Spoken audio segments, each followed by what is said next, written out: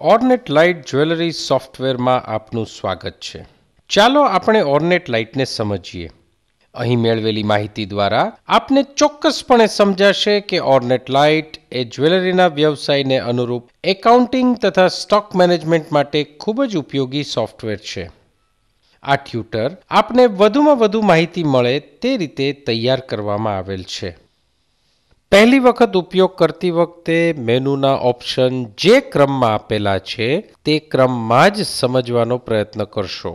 ત્યારબાદ તમારે જે બાબતમાં વધુ સમજણની જરૂર હોય તે ઓપ્શન પસંદ કરી શકો છો. ડી સોફ્ટની અમારી ટીમે આપને સારામાં સારી સુવિધા આપવાનો ઉત્તમ પ્રયાસ કરેલ છે. આશા છે કે ટ્યુટર સમજતી વખતે આપ અમારા આ પ્રયાસને જરૂરથી બિરદાવશો. સૌપ્રથમ આપણે એ જોઈએ કે ઓર્નેટ લાઇટને તમારા કમ્પ્યુટરમાં ઇન્સ્ટોલ કરીને શરૂ કેવી રીતે કરશો.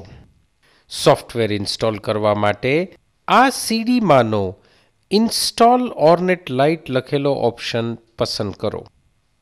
તમારા કમ્પ્યુટરમાં સોફ્ટવેર શરૂ કરવા માટે ઓર્નેટ લાઇટના આઇકોન પર ક્લિક કરો અથવા વિન્ડોઝના સ્ટાર્ટ બટન પર જાઓ, ઓલ પ્રોગ્રામ્સ પસંદ કરો અને તેમાંથી ઓર્નેટ લાઇટ શરૂ કરો.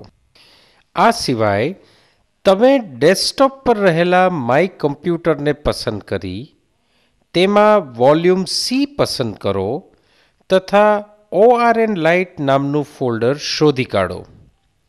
આ ફોલ્ડર ઓપન કરી અને તેમાં રહેલી ornlight.exe ફાઇલને ક્લિક કરવાથી પણ સોફ્ટવેર શરૂ કરી શકાશે. સોફ્ટવેર શરૂ કરશો એટલે તમારી સમક્ષ લોગિન સ્ક્રીન આવશે. અહીં યુઝરનેમ તથા પાસવર્ડ આપવાનો રહેશે. યુઝરનેમ તથા પાસવર્ડ બંનેમાં એડમિન આપવું. પછીથી તમે સિક્યોરિટી મેનુમાંથી પાસવર્ડ બદલાવી પણ શકશો. હવે આપણી સમક્ષ કંપની મેનુ છે. અહીં નવી પેઢી અથવા કંપની ઉમેરી શકાય અથવા અગાઉ ઉમેરેલી કંપનીની માહિતી સુધારી કે દૂર કરી શકાય. આ ઉપરાંત કંપની લિસ્ટમાંથી અત્યારની કંપની પસંદ પણ કરી શકાય. ચાલો આપણે એક નવી કંપની ઉમેરીએ. કંપનીનું નામ આપો. સોફ્ટવેર દ્વારા કંપનીનો કોડ આપમેળે આવી જશે. હિસાબી વર્ષની શરૂઆતની તારીખ આપો. કંપનીની બાકીની બધી વિગત આપી ઓકે બટન પ્રેસ કરો. જુઓ, આપણી કંપની તૈયાર થઈ ગઈ. ઓર્નેટ લાઇટમાં નવી કંપની ઉમેરવી કેટલી સહેલી છે તે આના પરથી સમજી શક્યા હશો. એકવાર કંપની ઉમેરાઈ ગયા પછી સિલેક્ટ ઓપ્શન પસંદ કરી કંપની પસંદ કરો અને તે કંપનીમાં વ્યવહારો ઉમેરવાના શરૂ કરો. અહીં હું તમને જણાવી દઉં કે સોફ્ટવેરમાં પહેલેથી 2 કંપની ઉમેરેલી જોવા મળશે જે સેમ્પલ ડેટાની કંપની છે, જેમાંની એક રિટેલ બિઝનેસ માટે છે અને બીજી હોલસેલ બિઝનેસ માટે. તમે આ કંપની પસંદ કરી તેના ટ્રાન્ઝેક્શન્સ તથા રિપોર્ટ રેફરન્સ માટે જોઈ શકો છો. હવે આપણે આપણી ઉમેરેલી કંપની પસંદ કરીએ.